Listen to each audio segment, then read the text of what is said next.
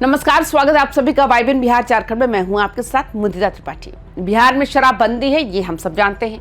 Police रोजाना शराब माफियाओं के पीछे भागती है, ये भी सच है। लेकिन समस्तीपुर के इस चकमेहसी में जो हुआ, उसने पुलिस की थ्योरी और अपराधियों की चालाकी दोनों के होश ही उड़ा दिए। पुलिस गई थी शराब की बोतलें ढूंढने, लेकिन जब जर्जर झोपड़ी के भीतर चाय पत्ती के बोरों को टटोला गया तो वहां से मौत का जाम नहीं बल्कि नोटों का सलाम निकला। आज हम बात कर रहे हैं उस 44 लाख की मिस्ट्री की, जिसने समस्तीपुर से लेकर पटना तक हड़कंप मचा दिया। तारीख और वक्त नोट कर लीजिए। शाम का धुंधला गहरा रहा था। समस्तीपुर के चकमेहसी थाना क्षेत्र का सैदपुर गांव थानाध्यक्ष मनीष कुमार को एक पुख्ता सूचना मिली। सूचना क्या थी कि सूचना ये थी कि सैदपुर बाजार समिति के पास एक जर्जर झोपड़ी में अवैध शराब का बड़ा स्टॉक उतारा गया। बिहार में शराब तस्करी का नेटवर्क कितना गहरा है, इसका अंदाजा आप इसी बात से लगा सकते हैं कि अब शराब गोदामों में नहीं बल्कि ऐसी टूटी फूटी झोपड़ियों में छिपाई जा रही है जहां किसी की नजर ना जाए। पुलिस टीम पूरी तैयारी के साथ पहुंची। मन में एक ही लक्ष्य था कि शराब की पेटियां बरामद करना और शराब तस्करों की कमर तोड़ना। पुलिस ने झोपड़ी को चारों तरफ से घेर लिया। झोपड़ी की हालत ऐसी थी कि कोई वहां रुकना भी पसंद ना करे, लेकिन तस्करों के लिए यही सुरक्षित पनाहगाह थी। पुलिस झोपड़ी के अंदर दाखिल हुई। चारों तरफ गंदगी, मकड़ी के जाले और कबाड़। पुलिस को लगा कि शराब की बोतलें जमीन के नीचे या पुआल के पीछे छिपाई गई होंगी। कोना कोना छाना गया, लेकिन शराब की एक बूंद तक नहीं मिली। थानाध्यक्ष को लगा कि शायद मुखबिर ने गलत सूचना दी। तभी पुलिस की नजर एक कोने में रखे चाय पत्ती के बोरे पर पड़ी। तस्कर अक्सर शराब की गंध छुपाने के लिए चाय पत्ती या रसायनों का इस्तेमाल करते हैं। पुलिस ने सोचा कि शायद शराब इसी में है, लेकिन जैसे ही बोरा खोला गया, वहां मौजूद हर पुलिसकर्मी की आंखें फटी की फटी रह गई। चाय पत्ती के अंदर थैले थे और थैलों के अंदर थे गुलाबी और हरे नोटों के बंडल। शराब ढूंढने निकली पुलिस अब नोटों की गड्डियां गिन रही थी। जर्जर झोपड़ी से 43,94,500 रुपए बरामद हुए। यहाँ रुककर एक बात सोचना भी बहुत जरूरी है, आखिर तस्करों ने नोटों को चाय पत्ती के बोरों में ही क्यों छुपाया? इसके पीछे एक बहुत बड़ी क्रिमिनल साइंस है। बिहार पुलिस अक्सर खोजी कुत्तों का इस्तेमाल करती है, जो शराब की गंध को तुरंत पकड़ लेते हैं। तस्करों को पता है कि चाय पत्ती की तेज खुशबू शराब या किसी भी अन्य गंध को दबा देती है, लेकिन यहाँ खेल उल्टा ही पड़ गया। पुलिस शराब की गंध ढूंढ रही थी और उन्हें मिल गई नोटों की चमक। चकमेहसी पुलिस को जब उस झोपड़ी से शराब नहीं मिली तो उन्हें शक हुआ कि शायद गंध को छुपाने के लिए किसी केमिकल या चाय पत्ती का इस्तेमाल किया गया होगा। इसी शक ने पुलिस को उस बोरे तक पहुंचाया। ये बिहार के तस्करों का नया मोडस ऑपरेंडी है। झोपड़ी को बैंक बना दो और चाय पत्ती को तिजोरी। पुलिस को चकमा देने की कोशिश अब तस्करों के लिए जी का जंजाल बन चुकी है। अब सवाल ये है, क्या ये पैसा शराब तस्करी का है? बिहार में जब से शराबबंदी लागू हुई है, शराब का काला कारोबार कैश पर टिका है। शराब माफिया ना तो चेक लेते हैं और ना ही ऑनलाइन पेमेंट, उन्हें चाहिए हार्ड कैश।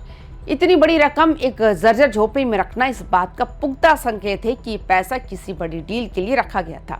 शायद शराब की कोई बड़ी खेप आने वाली थी, या फिर शराब बेचकर जो काली कमाई हुई है उसे ठिकाने लगाने के लिए इस झोपड़ी को बैंक बना दिया गया। डीएसपी संजय कुमार और जिले के कप्तान को तुरंत सूचना दी गई, क्योंकि मामला अब सिर्फ शराब का नहीं था बल्कि इकोनॉमिक टेररिज्म का लग रहा था। जरा गड़ी समझिए, समस्तीपुर में पकड़े गए 43,94,500 रुपए। अगर ये शराब तस्करी का पैसा है तो सोचिए कितनी शराब बेची गई होंगी। बिहार में एक अवैध बोतल की कीमत अगर 1,000 रुपए भी मानी जाए तो ये लगभग 4500 बोतलों का कैश कलेक्शन है।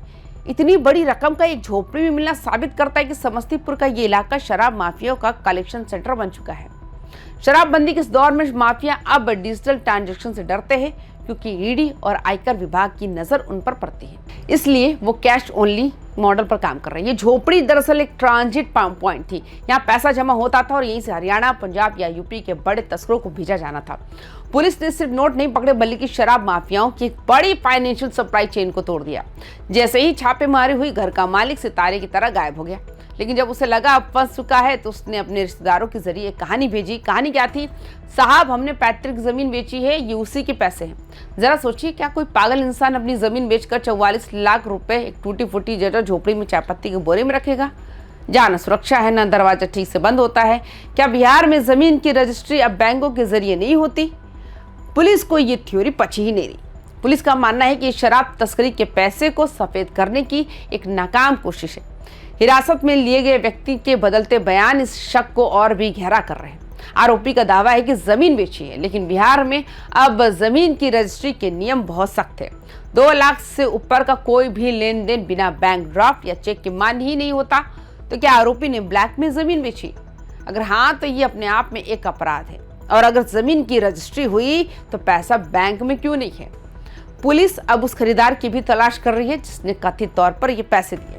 पुलिस के पास इनपुट है कि शराब तस्कर अक्सर पकड़े जाने पर जमीन की बिक्री का बहाना बनाते हैं, क्योंकि ग्रामीण इलाकों में जमीन के कागजात और उनकी कीमतों में हेरफेर करना आसान होता है। लेकिन चकमेसी पुलिस और आयकर विभाग अब उन पुराने रजिस्ट्री रिकॉर्ड्स को खंगाल रहे हैं। हिरासत में लिए गए व्यक्ति का बार बार बयान बदलना यह बता रहा है कि जमीन की कहानी सिर्फ एक कवर स्टोरी है। असली स्क्रिप्ट तो शराब की बोतलों से लिखी गई। जब नोटों की गिनती शुरू हुई तो पुलिस के हाथ थक गए, मशीनें मंगानी पड़ी। मजिस्ट्रेट की मौजूदगी में एक एक नोट की जांच की गई। आयकर विभाग को बुला लिया गया। शराब तस्करों ने अब अपने पैसे रखने के तरीके बदल लिए हैं। उन्हें पता है अगर वो ठाट बाट से रहेंगे तो पकड़े जाएंगे, इसलिए वो झोपड़ियों का सहारा ले रहे हैं। समस्तीपुर का सैदपुर गांव अब चर्चा का केंद्र है। लोग पूछ रहे कि अगर पुलिस शराब की टिप पर नहीं जाती तो क्या कभी ये करोड़पति झोपड़ी सामने आती? क्या समस्तीपुर में ऐसे और भी मनी हाउस है जहां शराब का पैसा छिपाया गया? डीएसपी संजय कुमार ने साफ कर दिया कि पुलिस का प्राथमिक उद्देश्य अवैध शराब ही था, लेकिन बरामद कैश ने जांच की दिशा ही मोड़ दी। अब पुलिस 2 मोर्चों पर लड़ रही है। पहला मोर्चा उन शराब तस्करों को ढूंढना जिनके तार इस झोपड़ी से जुड़े हैं। दूसरा मोर्चा आयकर विभाग के साथ मिलकर इस पैसे के असली सोर्स का पता लगाना। समस्तीपुर पुलिस अब उन सभी भूखंडों की जांच कर रही है जिसकी बिक्री का दावा आरोपी कर रहा है। तो क्या वाकई जमीन बिक्री या शराब माफियाओं का फंड है? अब इस केस में आयकर विभाग यानी आईटी की एंट्री ने मामले को और भी गंभीर बना दिया। विभाग की टीम अब ये देख रही है कि जिस झोपड़ी में ये पैसे मिले उस परिवार की सालाना आय क्या है। क्या उनके पास 44 लाख रुपए रखने की हैसियत है? सूत्रों की माने तो नोटों की गड्डियों पर जो बैंक की पर्चियां मिली हैं उनकी भी जांच हो रही है। ये पैसे किस बैंक से और कब निकाले गए? शराबबंदी के बाद बिहार में बेनामी संपत्तियों की बाढ़ सी आ गई। माफिया अपना पैसा गरीब ग्रामीणों के नाम पर छिपाते हैं। हो सकता है ये पैसा उस झोपड़ी वाले की ना हो, बल्कि उसे सिर्फ पहरेदारी के लिए कुछ कमीशन दिया गया हो। अगर ऐसा है तो समस्तीपुर का असली शराब किंग अब भी आजाद है। पुलिस की छापेमारी एक बड़े सिंडिकेट के ताबूत में आखिरी कील साबित हो सकती है। समस्तीपुर की झोपड़ी बिहार की शराबबंदी और उसके पीछे चल रहे काले खेल की एक छोटी सी झलक है। शराब की एक बोतल के पीछे कितने नोटों का खेल होता है ये आज सैदपुर गांव ने देख लिया। पुलिस तफ्तीश कर रही है, आरोपी फरार है और नोट थाने के मालखाने में बंद है। लेकिन सवाल वही है, बिहार में शराबबंदी के बीच कैश क्रांति कब थमेगी? आप इस पूरे मामले पर क्या सोचते हैं? क्या आपको लगता है कि झोपड़ी में 44 लाख रुपए जमीन बेचकर रखे जा सकते हैं या ये शराब तस्करी का ही पैसा होगा? अपनी राय कमेंट बॉक्स में जरूर दें। बाकी तमाम खबरों के लिए YBN बिहार झारखंड को सब्सक्राइब भी जरूर करें। नमस्कार।